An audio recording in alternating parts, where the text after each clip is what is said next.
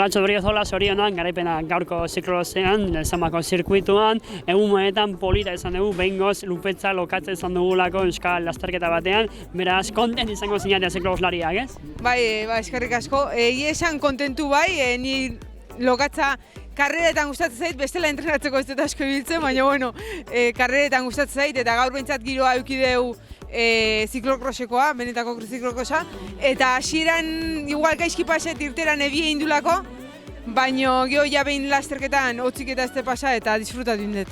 Iaia lasterketa osoa bakarrik eta buruan egin dezu. Bai, egia da hasieratik saiatu naizela bakarrikan juten, bigarren itzulian faio batzuk egin ditut eta berriz atzetik gainea etorri zaizkit nahiko gertu, baina bueno, mantentzea lortuet eta irabaztea. Zorion. Eskerrik asko.